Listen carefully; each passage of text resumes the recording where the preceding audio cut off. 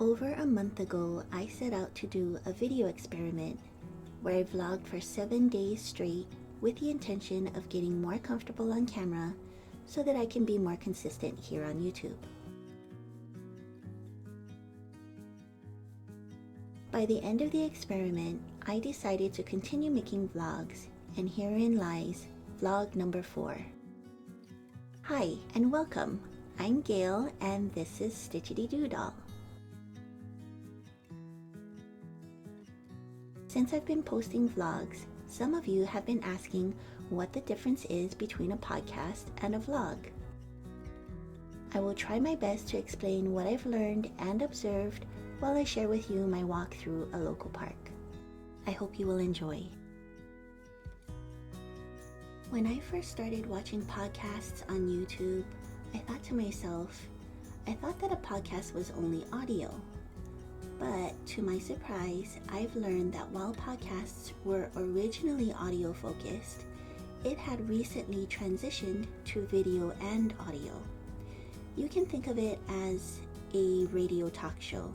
You can hear the radio personality, but you never see the person behind the voice. Then video podcasts started to pop up all over YouTube. Typically, they'd be interviews and you can see the whole thing take place on camera. However, in our fiber community, I've noticed that a podcast means a whole different thing.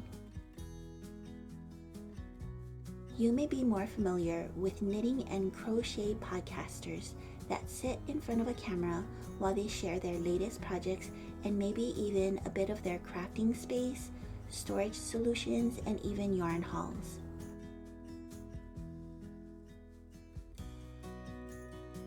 What I've been learning about vlogs is that it's more casual.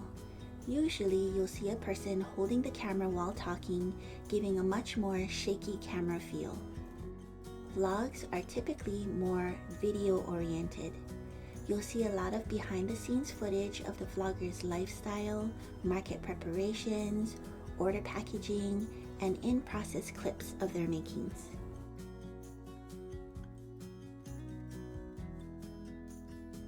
There are some fiber content creators here on YouTube that have a hybrid of both video formats in one. I, however, will be posting them separately.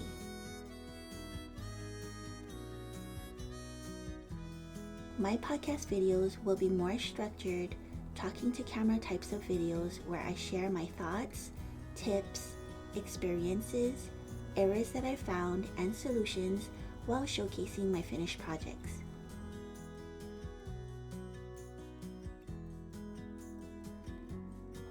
These videos are highly edited where I remove most dead space where I'm not talking and filler words like ums and ahs.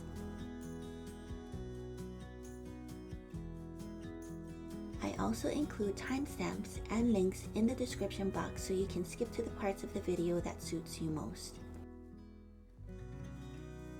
These videos are suitable for those who are curious about what projects I've been completing lately,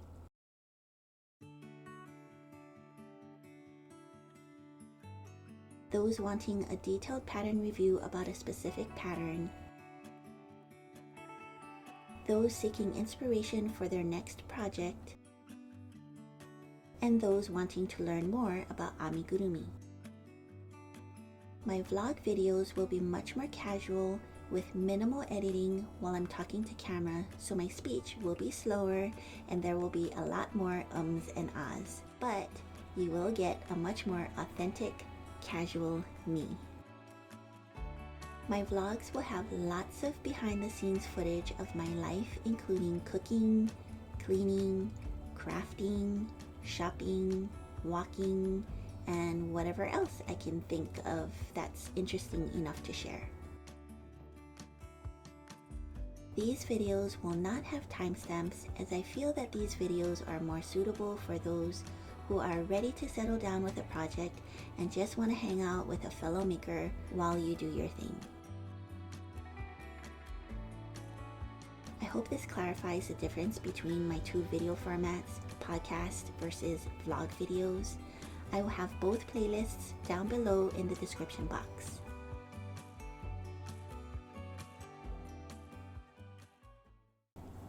I have been really enjoying working on Marii-Liis patterns, so I decided to work on the third pattern in the 3 pattern pack that I purchased from her, which is a banana monkey.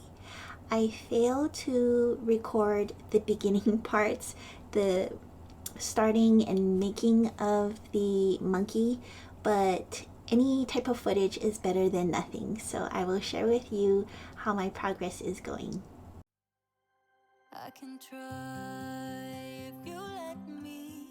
Without lives, I am bleeding.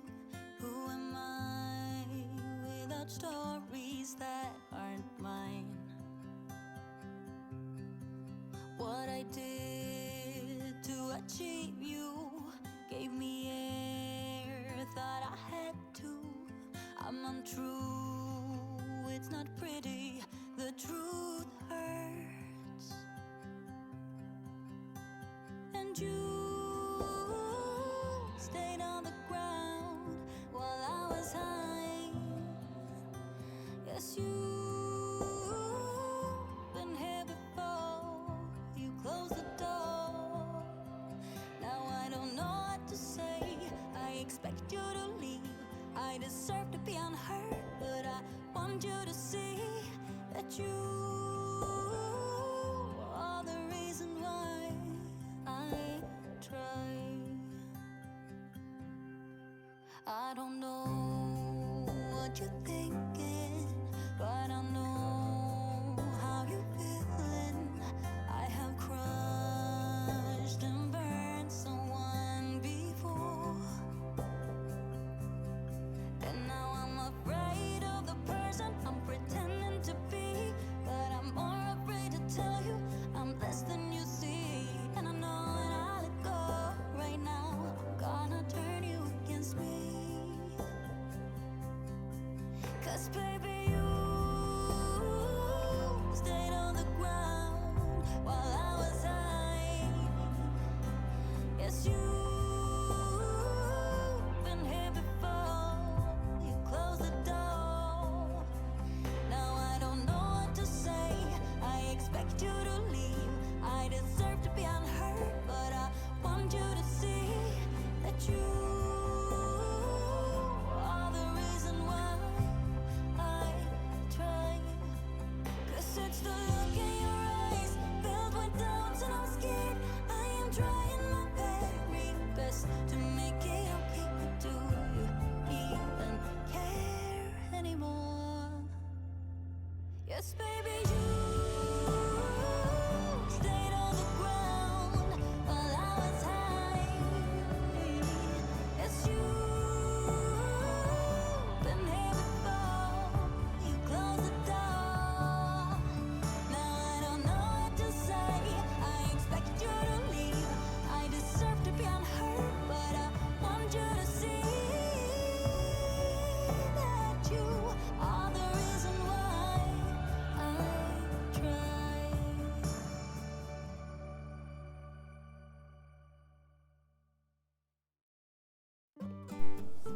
On this particular day, I found myself very cold, and so I stood in the sun trying to get warm. Miko saw me from a distance and decided to join me, only to make shadows with my silhouette.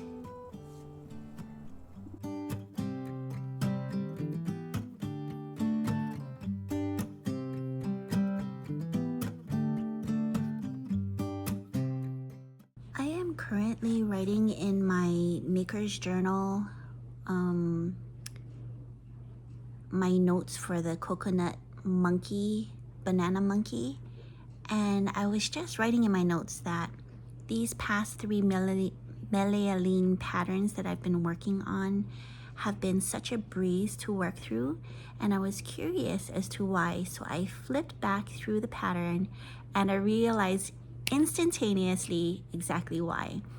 And this is why I feel so strongly about pattern writing styles.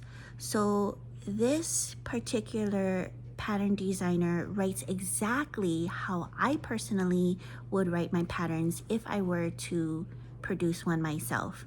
She uses traditional abbreviations such as INC for an increase.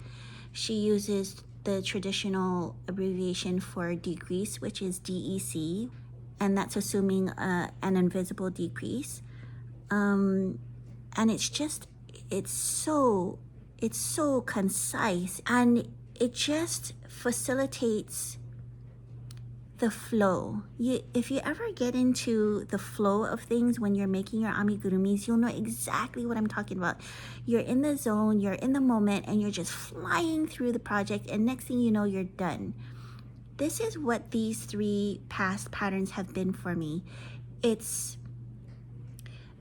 aside from the simplicity of the patterns, the pattern writing is just, it really is straightforward, so easy to understand, read, and just work through. It has been a pleasure working through these patterns. I don't have to read, and it's a big difference. It's like reading a novel versus just glancing at a pattern and knowing exactly what to do. The other ones I have had to read, like I am reading a paper and I'm having to sift through and use my mental capacity to sift and look for exactly what is the instructions that I have to do. It'll take me 2, 3, 4 times the amount of time to read through those patterns as opposed to this type of writing style. It is something that I think needs to be said as far as the maker community, and it really is something that I feel strongly about, I suppose. I'm so sorry, I keep rubbing my head because I have a really bad headache, but yeah, I just wanted to come on here really quick and let you know what my thoughts are, because it was so eye-opening for me. Like, I was just curious, why are these 3 particular patterns so easy on the eyes? And sure enough, it was due to pattern writing style, and it really does make a difference as far as how long you might take on a project.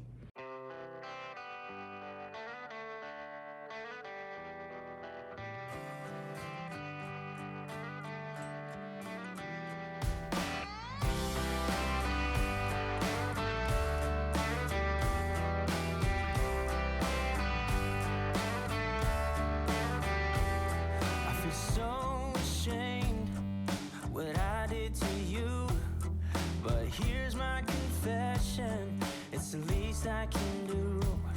You know I was trying, it was never enough. I'm working on a pattern where I'm supposed to be making 2 of these legs. I've already made all the other body parts for my amigurumi, but I have 2 legs left, and this is all the yarn that I have to work with. So I am playing yarn chicken, and these legs are supposed to be really long.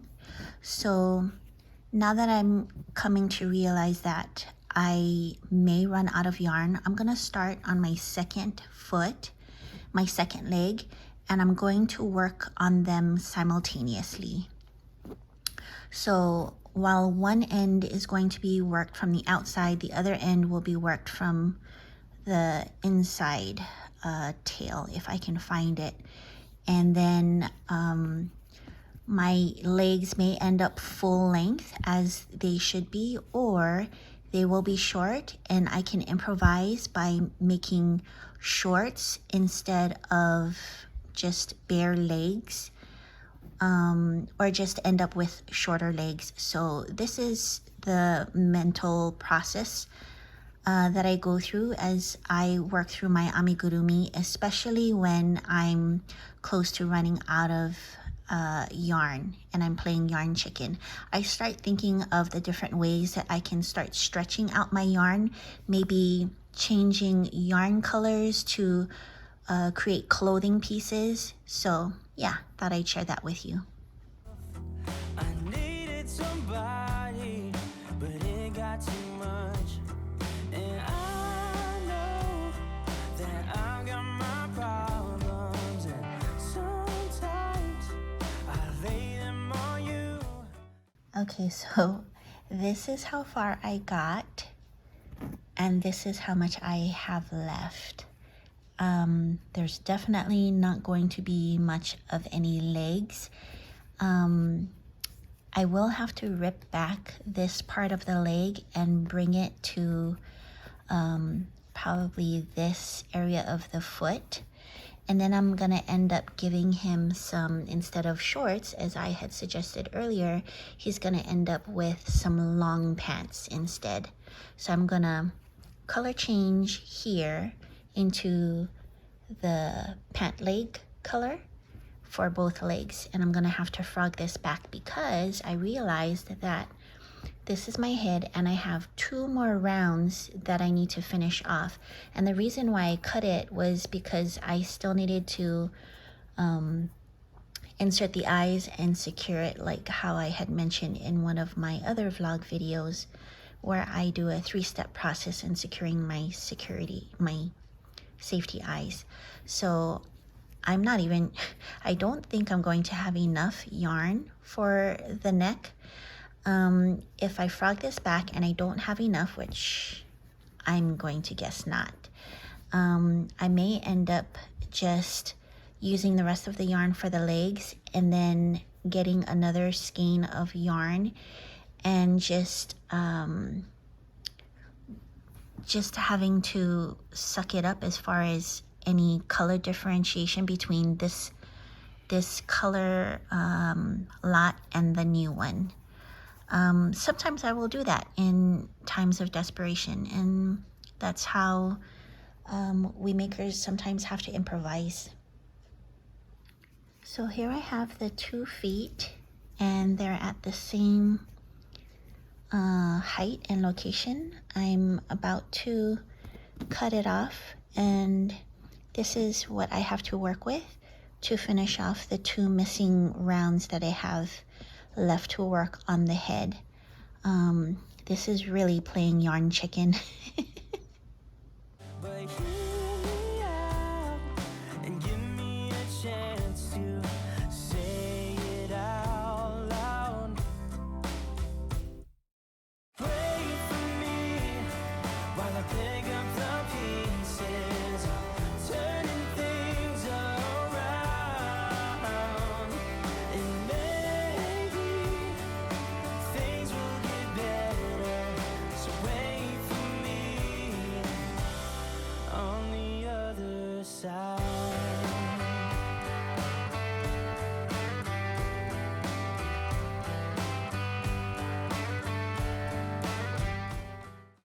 Wow, I am really surprised, and I have done this before where I survived just by the skin of my teeth. So I am able to give this guy some long pants with some feet sticking out of the pants, and then I was able to finish the rest of the head with yarn to spare. And usually when I measure the extra tail yarn for sewing onto the body, oh, I already have one here, which which allows me to use the rest on the legs. But had I not had this tail, I will tell you that I do measure 3 times the circumference. So I'll kind of pinch it in half, and then I'll wrap it around once, twice, and then 3 times to give me an approximate 3 times the circumference of the opening. And then I'll even have an additional tail, and then I will cut it off here. And that's how I usually measure all of my pieces that I cut a tail for sewing pieces together. So now that I have this extra yarn, I will give him a little bit of length to his legs, and let's see how short of a stump he gets. Broken soul, but I'm healing with time, and I can't lose, 'cause I got you by my side. A million reasons for me to see clear, and you're in the middle, so I feel no fear.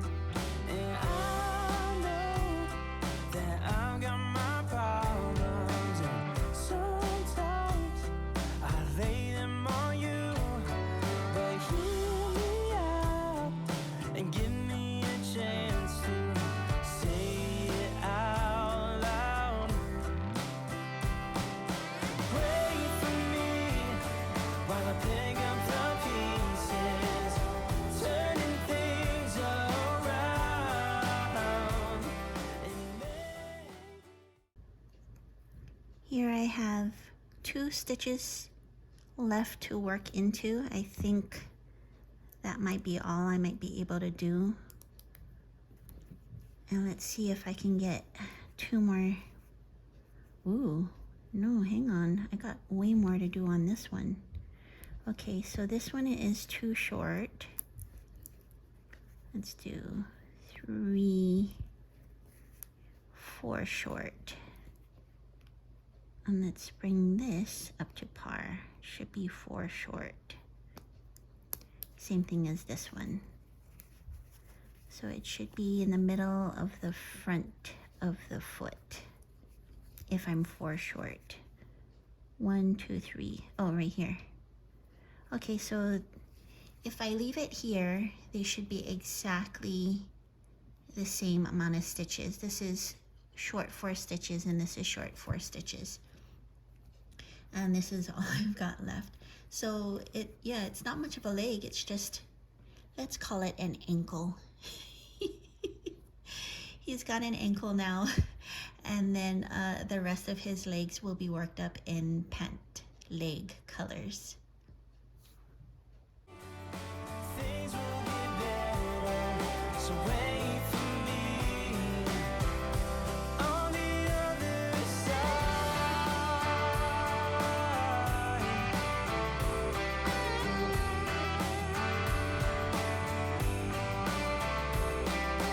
Wait for me on the other side.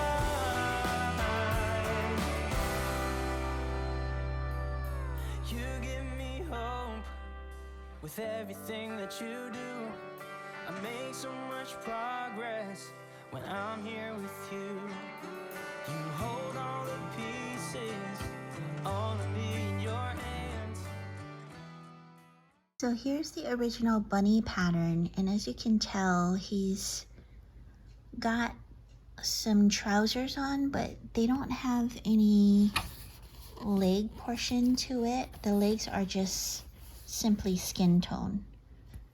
But because of my situation here with losing to yarn chicken, he's gonna end up having some long pants instead, which is fine by me. Wait for me while I pick up the pieces, turning things around. And maybe things will get better, so wait for me on the other side. Wait for me,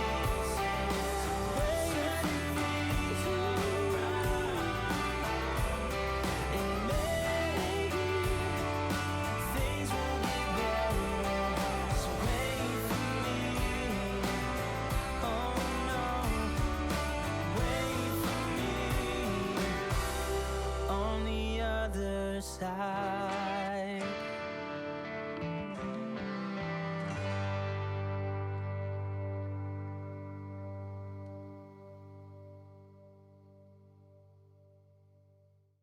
Usually when I stuff my limbs, I'll usually do it one at a time. And this arm is stuffed. I'm about to stuff this one, but I usually like to have my first arm next to me so that I can compare the two as I'm stuffing to make sure that the firmness is equal and that I'm stuffing to the same level before I start flaring and adjusting the top of the arms.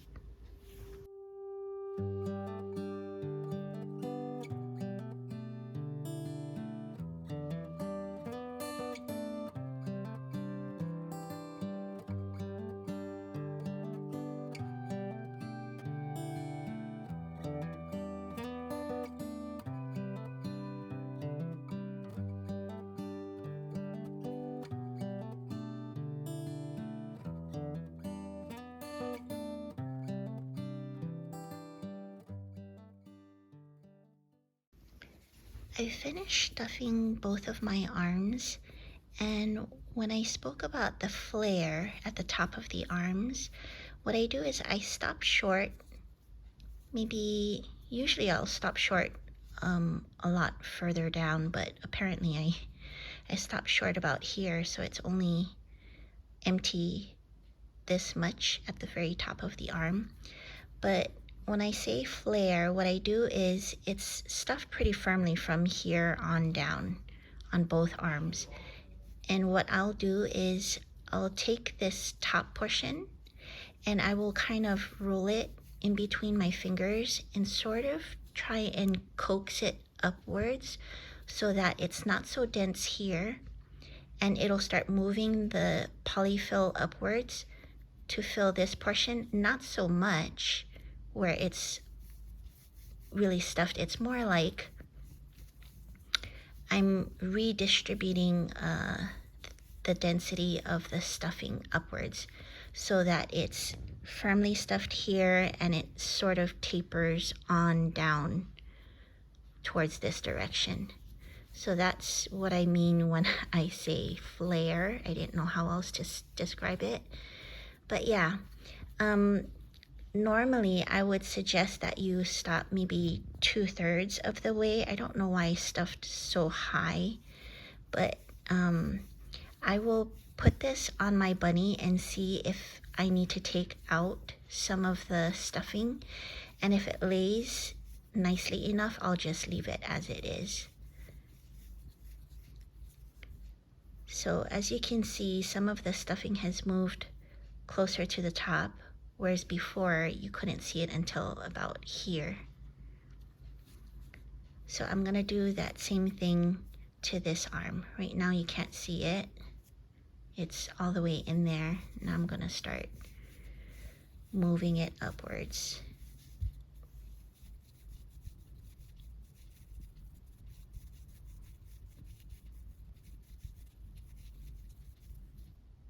And now you're starting to see the stuffing at the very top. So I'll take the two and I'll compare it, and I'll squeeze to see how the stuffing is distributed in both arms, and then I'll take it to my amigurumi and see how they lay.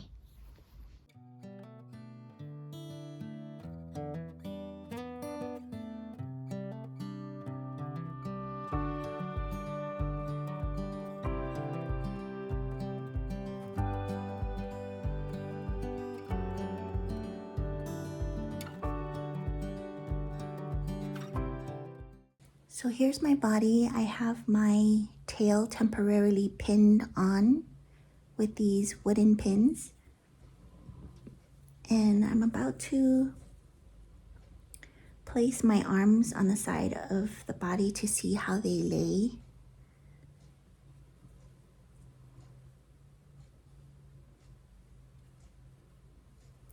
I think they'll lay just fine. I don't think I'll have any issue, but I won't be able to tell until I flatten this and I sew it on. So let's see. If I put it like that, it'll have a little bit of a flare. So if I wanted it to lay flatter, because it kind of flares out here, if I wanted it to lay closer to the body like this, I'd have to remove some of the stuffing. I think I will end up removing some of the stuffing so that it lays flatter. So I'm gonna adjust both of these arms, and I'm going to do what I normally do, which is stuff 2/3 of the way. So I'm going to probably remove the stuffing that's above this line here. I'm gonna remove everything that's up here on both arms, and then redo the flare thing. I don't know how to else to describe it, but I will remove this top part and then do that smushy thing with the top of the arm to redistribute the polyfill stuffing, and then audition it onto my amigurumi again and see how I like it.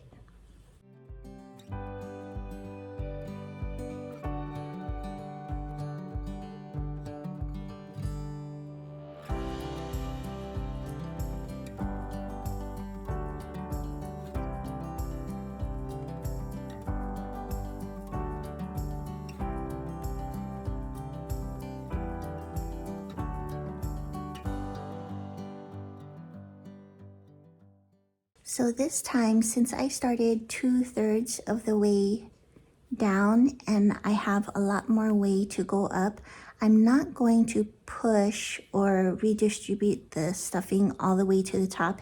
If anything, I'm concentrating on just getting it to kind of dissipate and not be so dense. So it might end up just being moving all the way to the top here, and then this being totally empty, which I'll be fine with. So when I'm feeling this, it's really dense down here, and then it starts tapering off here, and then it's totally empty up here. So really, I'm just trying to make it more dense to less dense. I don't know how else to say it. I can speak English, but sometimes I have a hard time describing what I'm trying to do, but I really hope that you're understanding what I'm trying to do here. So, yeah. And you'll get a feel for it as you feel the stuffing in between your fingers and you're pinching and squeezing and smushing and moving. You'll kind of get a feel for, oh, okay, it's too dense here and I need to kind of smush it upwards. You kind of get into the rhythm over time, the more that you do it. But this is what I do for my limbs, my arms and my legs. Maybe not so much with my legs, because usually the legs, you don't have that issue with, the part laying against the body. Sometimes you do, sometimes you don't, but for the most part, the legs are usually stuffed firmly. But yeah, this is what I do with my limb stuffings. And then to finish it off, because I've been smushing it and smashing it, instead of being flat, I want it to come back to a round shape. So I'll roll the arms between my two palms of my hands and make sure that it comes back to a cylindrical shape and not flat. So I think I'm pretty happy with how the arms are. So let me try this again and see. So I'm going to pinch this top here, place it against my body and see how it lays. I think it lays much better. Yep, I'm pretty happy with it. So I'm going to keep it as is. So I ended up removing this much from the arms. We visited Nan's house this weekend and got to enjoy her garden, which is showing some signs of spring on its way. And we also got to pick a few delicious lemons, and they ended up being in a batch of overnight strawberry cream cheese oats, which turned out really delicious. The lemon zest and the lemon juice added a punch of freshness and yumminess to the breakfast/dessert. She kept dreaming of the day butterflies survived the wheel, even though she got knocked down and never showed. Dear Lily, where'd you go? Where's your heart at? Why'd you fall back? Lately, your afterglow is shining brighter, waking up an easy egg.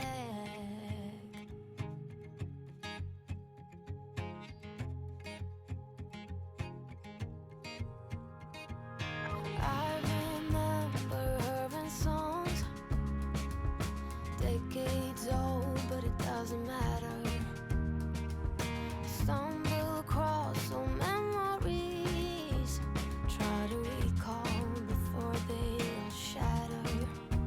She kept dreaming of a world big enough for everyone, but she knew it must rain before it grows. She kept dreaming of the day butterflies survive the wheel, even though she